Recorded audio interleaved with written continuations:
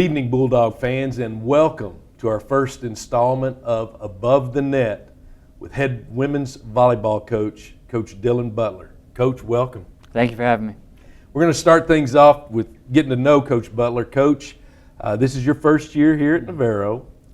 You are familiar to us because previously you were the head coach at Hill College. Now, when this particular job came open, what are some of the motivating factors that led you to want to leave Hill and come to Navarro?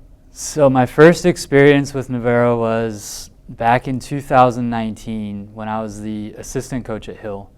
Prior to me taking over, we came and we played against the national championship squad. And just the minute I walked in the gym, I thought to myself that if the opportunity ever came up to have a chance to coach here, that's what I want to do. Just the atmosphere, the SEC is beautiful, and long story short, when I saw the announcement that Coach Ariel was leaving, he's a good buddy of mine. I reached out to him and said, "Hey, what are the chances you think?" And he's like, "Oh yeah, just reach out to our AD," and from there, within the span of a week, it went from Hill to now I'm a Bulldog. So it's like 0 to 100. Yeah. Isn't it? Super Bowl Sunday, I had confirmation I had the job. Wow. Yeah. Well, we're glad you were confirmed, and we're glad that you're here. So, like in any coaching change, a majority of the time you're going to bring your staff with you. A new head coach will bring their staff with them, and you did that as well. So, why don't you introduce us to your two assistants? So, my assistant, Lauren McNeil, she's someone that kind of just came in last minute. We were doing interviews for assistant coaches. I had thoughts of bringing my assistant with me from Hill, but she had plans to go join the police academy. So she's now a police officer in Fort Worth, which I'm super proud of her. Lauren had shot me an email, asked if we were still hiring. When I read her resume, it was a no-brainer for us. She played at Abilene Christian, and she also played at Tarleton. And a big thing that I was looking for and trying to bring on as an assistant coach was someone with experience as a middle blocker. It's difficult to understand the mind of a middle just because it's such a unique position. And one of those things that she brought was just that experience. So hired her ASAP, and she's been a great addition. She handles all of our social media, which takes a lot off of my plate. And then also fortunate that was able to bring on my wife as my assistant. She has a huge playing career, lots of accolades. She still holds the single season career kill record at Coffeyville where she played. Has the all-time kill record.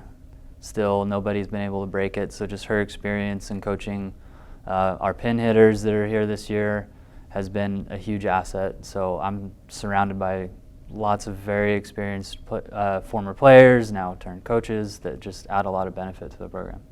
That's a unique situation. We have that same, coaching with your spouse, we have that same situation with Coach Wilson and her husband, but you and your wife go way back as far as coaching together. So it's not like I'm just hiring her because she's my wife, she played, hey, why don't you coach? You guys have coached together previously.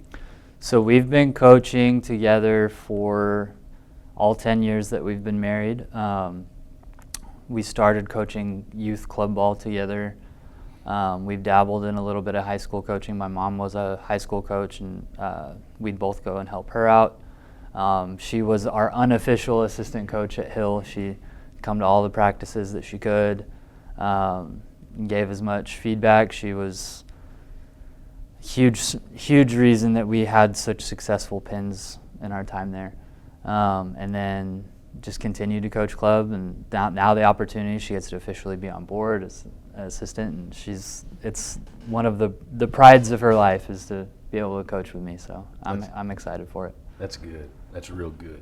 All right, so let's talk about where we are in conference play currently, as the Bulldogs have 2 conference games this week. Currently, We're 6 games in conference play, and the Bulldog record stands at 5 wins, 1 loss. We're in second place behind Blinn. Our wins are against Tyler, Coastal Bend, Lee College, TVCC, and Wharton. And we'll talk more about the TVCC Wharton piece here in a moment. The conference leader is Blinn at 6-0, and this week's national rankings came out, and the Bulldogs are number 11 in the national rankings. Blinn is number 9, and TVCC is number 12.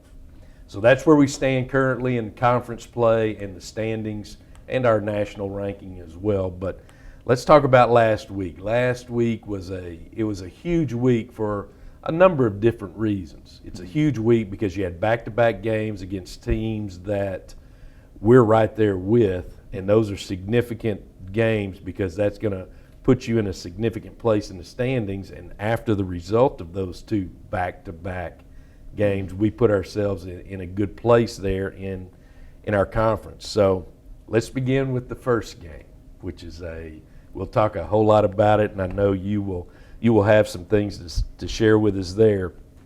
But that was the game against TVCC, a huge rival in anything that Navarro and TVCC get together in. It's emotional, it's grudge, it's, you grit your teeth, and teams are going at each other. Coaches are too, to a certain degree. I mean, you're wanting to whip that coach as well. We came out on the winning end in a very, very up and down, back and forth, just everywhere, a 5-set win in probably the most ideal college volleyball atmosphere you could ask for. And after the game, I know there were so many emotions on both sides there, with your team and our fans, and of course TVCC's team and their fans. So before we dive into the game, just give us your perspective on the atmosphere and how things played out for you. So last week's story kind of begins the week prior. Okay. We had come off that loss to Blinn in 5. It was a really close game, and it kind of left a bitter taste in all of our mouths. So going into the practices that weekend and the practice on Monday before, the girls had a chip on their shoulder. They had something to prove, and it helped us a lot that game was TVCC. It was extra motivation. And going into that match, they had this refuse to lose mindset that we've been looking for all season. We've had some tough losses early on. I think, all of them were against nationally ranked opponents, and that was just kind of the piece we were missing, was that refuse to lose. So I think we finally learned the lesson of the loss against Blinn and finally caught hold of that mindset we needed to go into the match. The atmosphere was amazing, coming from Hill to here, it's night and day difference. Having the support of the band, having the support of the cheer program and every single program on campus, members of the community. That place was electric. It erupted every single point we scored. My ears were ringing for a couple of days, which was a nice feeling. I could still hear the band when I was laying down trying to sleep after the game. Just the atmosphere is second to none in the country. But going into the match itself, with that refuse to lose mindset, talking to the girls before the game, we just wanted to go into the match with the mindset of just control what we can control. Sometimes they have a habit of getting too far ahead of themselves, thinking about 3 plays ahead instead of just the play that they need to control. And they did a really good job ball by ball. The first set was close. We had a couple of calls that didn't go our way, and usually that's where we struggle mentally, is when they want to argue with the officials, and they did a good job about just reining it in and just focusing on the next play. And then that second set, we came back with a vengeance. And then we kind of dropped off there in the third, came back the fourth set, came back with a vengeance. And when we got to that fifth set, I remember just pulling them all aside, and I wanted to have them take a moment, close their eyes, and visualize the sound of the gym when they take this game. And I think that was a big motivator in just the grind of that fifth set where, you know, at one point we were down 5-12, and then we came back and leveled it out. I believe it was 13-all. And then from there on, it was just back and forth until we managed to take the game 21-19. So. And for those of you that might not know the scoring in a fifth set, it goes to 15 winning by 2 points. So that's the significance of going back and forth. You're 21-19, so there's a lot of points that are being scored, back and forth piece of it, electric atmosphere. So, Coach, I don't even know how you didn't grow some gray hairs after that match. I'm sure I'll find some somewhere. Well, you talk about your girls and their performance, and you know, reining in and being focused in. Talk to us a little bit about some of the significant performances from some of your players. So, huge standouts to Kaya Gordon. You know, she was a big piece in the team last year. She was on the right side last year, and coming into the season, we had conversations on moving her to the outside because she's such a force. She's earned the nickname the Hammer, and she lives up to that nickname. You know, for her, it's been a little bit of a transition from being, you know, the third option to score to now being the go-to, and she's starting to handle it very well. And then we also have our other right side who has stayed on the right. You know, Lee Vakina, she's, you know, coming into that Trinity Valley game, she had a 30-kill match against Blinn, which was 4 kills off of the all-time single match kill record. So she was a big factor in, you know, our performance in the last couple of weeks. We have really good freshman talent. We have a setter from Turkey that she can run the floor. And another theme we've tried to keep just in recurring years that I feel like me and Coach Ariel are very similar in is our serving philosophy. You know, last year Navarro was the #1 serving team in the country. Just in terms of overall aggression, we use it as a weapon, and that's something that we really try to make sure that we are also doing. It was something similar that we did in my time at Hill too. You know, last year we were #2 in service aces in the country behind Navarro. And this year, we're starting to find our rhythm. We're sitting at about third, but the idea is the same. We want to be the most aggressive serving team, and you know, everyone does a really good job embodying that. You know, in terms of our returners from last year that have contributed a huge amount, you know, Gabriela Smolinska, she was a big piece for the team last year in the middle. She's continuing her role and how she should. She's a big threat at the net. She's a big presence. And we also have Bailey Turner. She's doing a fantastic job in the libero role. She kind of served as an off-the-bench DS last year. And she's one of the leaders in the conference in digs. She's doing a fantastic job. And just all of the pieces we have coming off of the bench, when our go-tos might need a little bit of a moment, they're finding their way, they're filling the roles that they're supposed to fill. So I think that's led to our most recent success, is owning their role and doing it well. What do you think the significance of that win is? Now, obviously, it's a big win. It's a conference win. It's a big win against a rival. Mm-hmm. It's a good volleyball team, and we're trying to, you know, keep ourselves above them in the standings in conference. But beyond just the basic, you know, on paper, here's what it looks like. Significantly, there were some pieces there that really helped your staff and your team that you don't see on paper and people don't talk a lot about. But what do you think might be a significant point that you're able to take away from that win? The support of Navarro as a whole. I mean, that was a huge factor in our ability to take that game. You know, everyone's involvement, everyone's support, it went a long way. And it was a really big win for us to, with our early struggles, our first loss of the season was against Barton. After that game, we've had some struggles with believing in ourselves. Mm-hmm. And I think finally after that match, it kind of validated that we are as good as we are.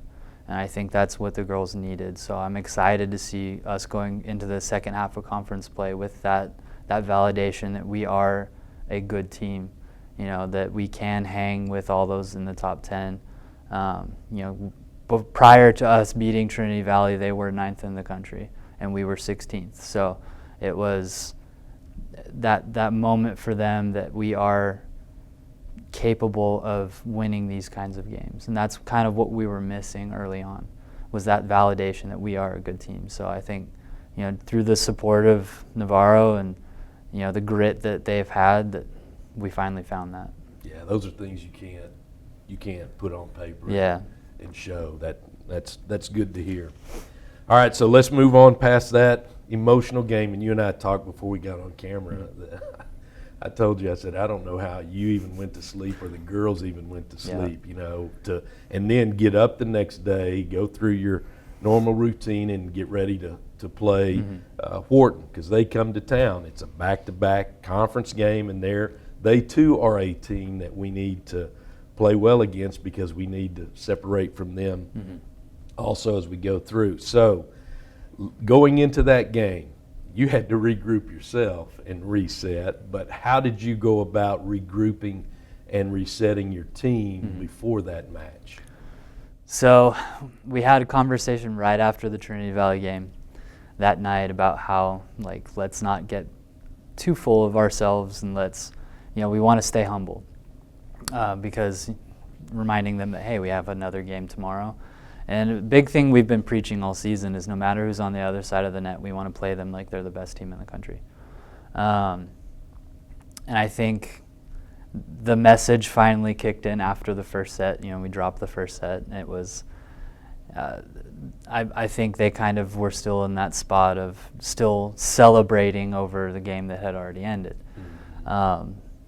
So through just a lot of reminders, hey, we have to make sure that we're handling our business, we're handling what's happening in the now, we can't live in the past, and getting them to put their focus on what Wharton was doing. We prepared so much for Trinity Valley that we were trying to play against Wharton like they were Trinity Valley. That were just a lot of unusual mistakes and a lot of unusual decisions that we wouldn't do against a team that wasn't Trinity Valley. So after that first set, they kind of clicked back into where they should be, focused on the team in front of them, and then we were able to handle business from there. You handled business rather well from there. Yeah. And I know you were happy to get out of that one the way you did, yes, because you didn't need to go through that emotional roller coaster all over again. So after that game, as you look back, what are some significant contributions from some of your players in that particular match? So our big gun, Kaya Gordon, led us against Trinity Valley. Was having some foot pain. She powered through the first set, started the second set, just 2 points in, was like, Coach, I can't. So huge props to Caitlin Clampett. She's one of our pin hitters out of Louisiana. Hasn't had a whole bunch of playing time yet, but she's a fighter, and she fights hard during practices, and that came out and showed. She came in, she passed really well, she scored for us in a lot of different ways. She came in and contributed 2 blocks. So she was a standout performer off the bench for me.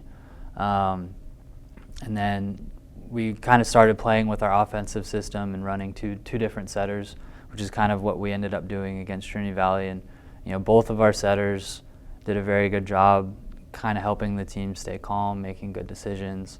And then we call her our tall one. Her name's Ezgi Düzgezen. She's from Turkey. She's, on roster it says she's 6'3". I'm 6'4". She's as tall as me. But she came in, she had a really good blocking game. She was really good offensively. She hit it somewhere around in the ballpark of 600. So she was a big force for us. She was a good distraction because so much attention was on her that it freed up a lot of space for our pins to be effective. So those were kind of the standouts in that game. That's good. Before we move on to the here and now, like Coach has preached to his team, I just want you to be aware of this filming of the Coach's Show is taking place before the two matches we have this week against conference opponents.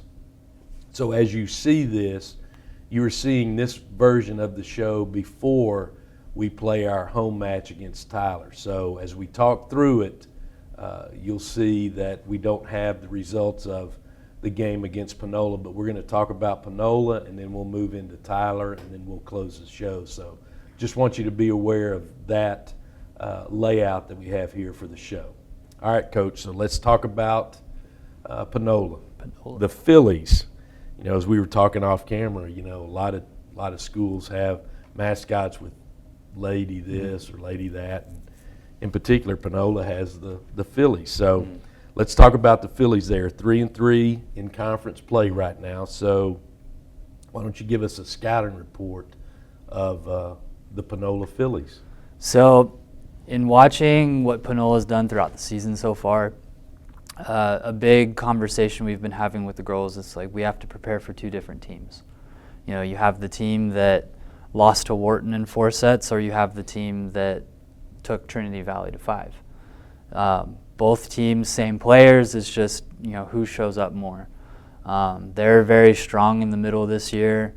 And they have a lights-out libero. She's a fantastic player. So our game plan for us is, again, just being super aggressive from behind the service line, trying to keep them out of system, trying to keep their middles at bay.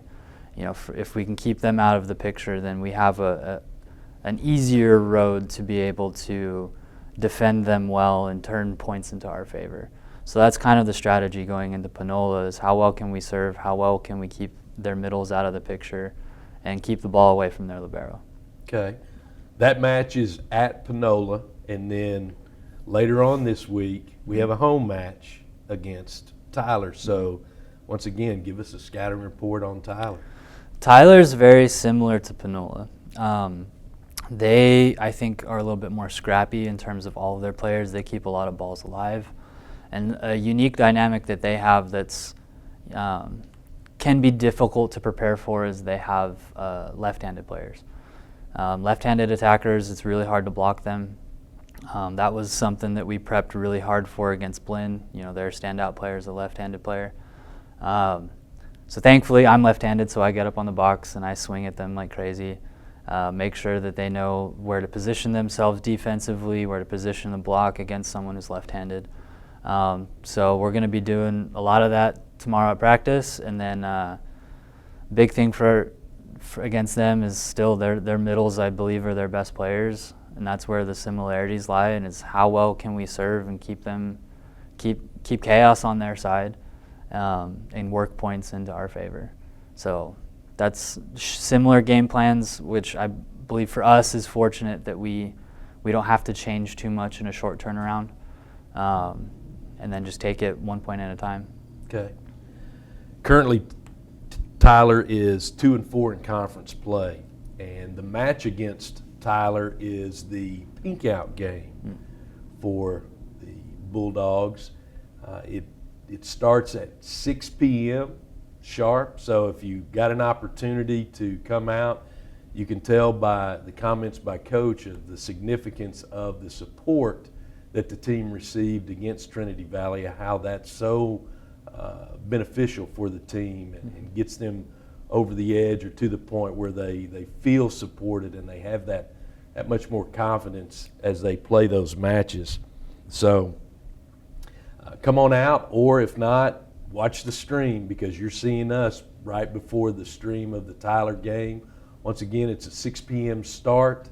It's a pink out night, so those of you that do watch, you'll see a lot of pink in the stands as you watch the match. So that will conclude this version of Above the Net with Coach Dylan Butler. And on behalf of Coach, I'm your host, Richie Gautreer, and we appreciate you joining in, and thanks for tuning in, and we look forward to seeing you next time on Above the Net with Coach Dylan Butler. Go Bulldogs.